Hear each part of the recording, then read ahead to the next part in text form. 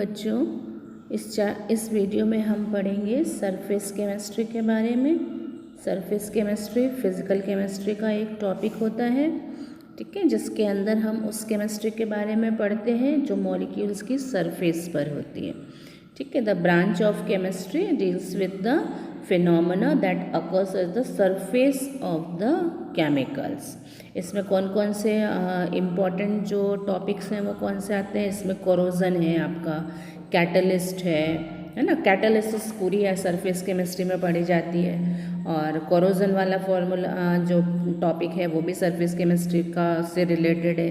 इसके अलावा आपका एडजॉर्प्शन मेन फिनोमेना है जो सरफेस केमिस्ट्री में इन्वॉल्व होता है, ठीक है। एक टॉपिक होता है एडजॉर्प्शन और एक होता है एब्जॉर्प्शन।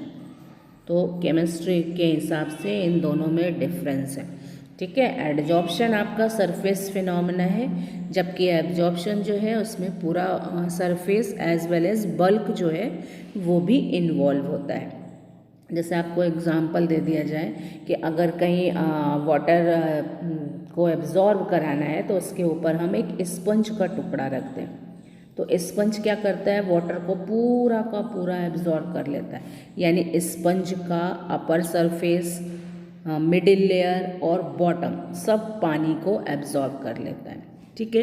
इसके अगेंस्ट अगर हम चॉक को लें, वाइट चॉक जिससे कि हम ब्लैक बोर्ड पे लिखते हैं, उस चॉक को लेकर इंक पॉट में डाल दें, है ना। इंक आती है ना, ऐसा इंक पॉट आता है, तो उस चॉक को अगर इंक पॉट में डाल दिया जाए और थोड़ी देर बाद निकाला जाए तो चॉक क्या हो जाती है? चॉक की जो अपर सरफेस है वो पूरी ब्लू हो जाती है। लेकिन अगर आप इस चॉक को दो पार्ट में डिवाइड कर देंगे तो आप देखेंगे अंदर वाला जो पोर्शन है वो वाइट ही रहता है ना। ऊपर तो पूरा इंक के मॉलिक्यूल जो है उसको कवर कर लेते हैं, मतलब एड्जॉर्ब हो जाते हैं, लेकिन अंदर नहीं पहुंचते, बल्क में नहीं पहुंचते, अंदर जो है वो चॉक वाइट रहती है।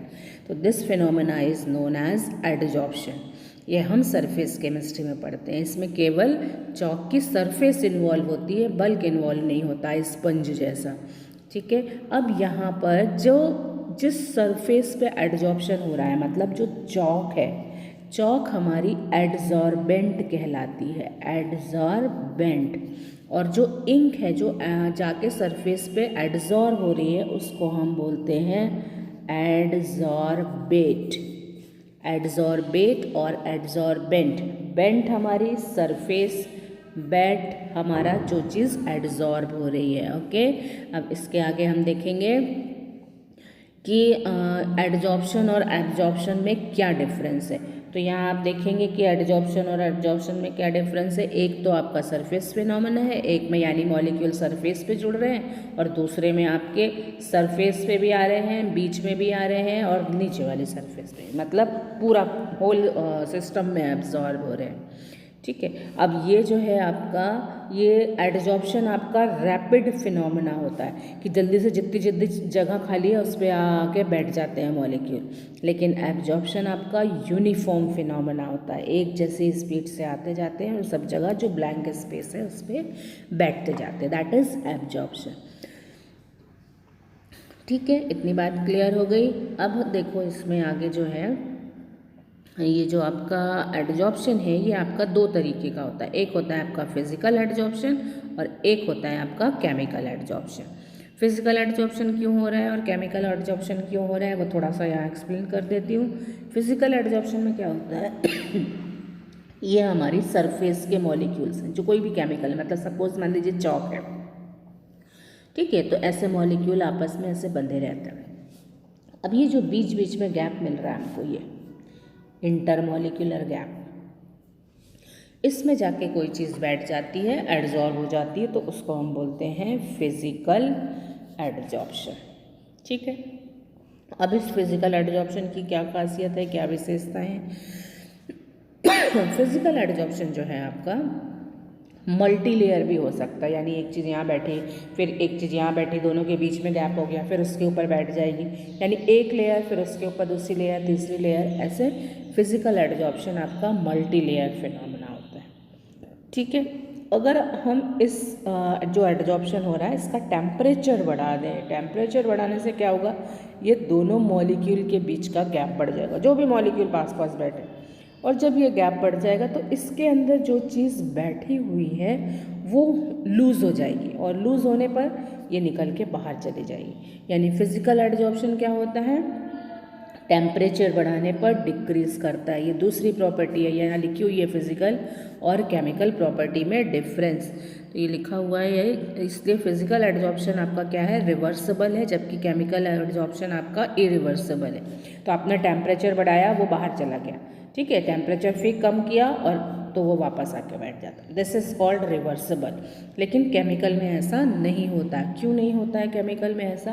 क्योंकि केमिकल जो है हमारा, केमिकल फिनोमेना में टेम्परेरी बॉन्ड्स बनते हैं। जैसे हम मान लो फॉर एग्जांपल हम एक कोयले का पीस लेते हैं, कोल पीस। कोयला क्या, कार्बन है ना, ये सारे कार्बन आपस में ऐसे जुड़े रहते हैं। उसमें कार्बन की वैलेंसी होती है 4, तो ये सब 4 वैलेंसी ऐसे जुड़ी है। तो ये जो अंदर वाले कार्बन है इनकी तो 4 वैलेंसी पूरी सेटिस्फाई है, लेकिन जो सरफेस वाले हैं उनकी ये वैलेंसी खाली है, हर सरफेस वाले की। ऐसे ही नीचे भी। तो जो रिएक्टेंट आता है वो इन वैलेंसीज के साथ टेम्परेरी बॉन्ड बना लेता है और फिर आपस में रिएक्ट करके बाहर चला जाता है, प्रोडक्ट बना लेता है। ये वैलेंसी फिर खाली हो जाती है, दूसरे रिएक्टेंट आके एडजॉर्ब होते हैं।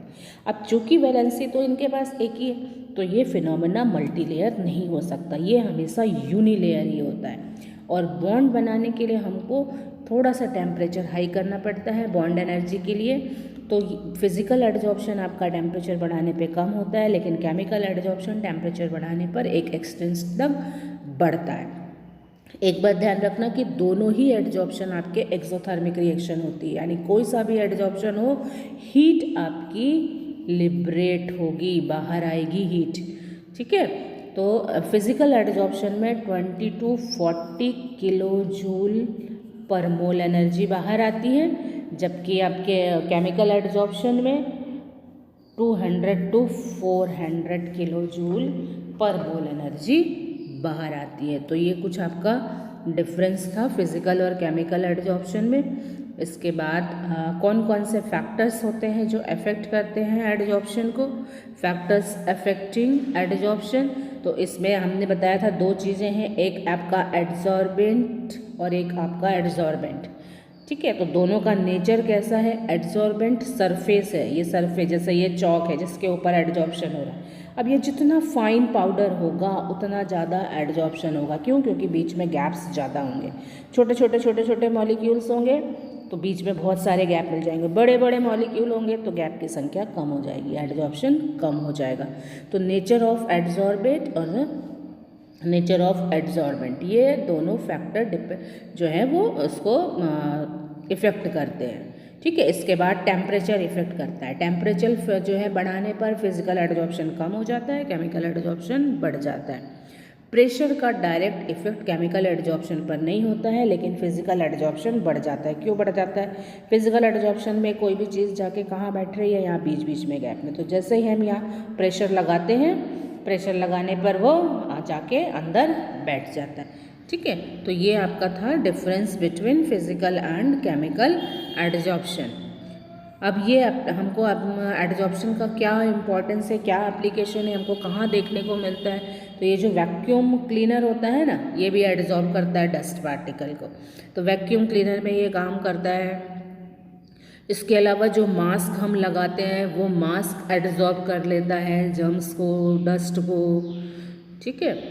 इसके अलावा जो शुगर को जो डीकलराइज करते हैं, जब गन्ने के रस से शुगर बनती है ना तो बड़ी येलो येलो कलर की होती है, तो उसको येलो कलर को हम एडजॉर्ब कराते हैं चारकोल से, वो उसको एडजॉर्ब कर लेती है, ठीक है। इस तरीके से पेंट आपका जो है वॉल पे एडजॉर्ब हो जाता है, जब वाइट वॉश होता है ना तो पेंट एडजॉर्ब हो जाता है। तो ये कुछ एप्लीकेशंस थी एडजॉर्प्शन की।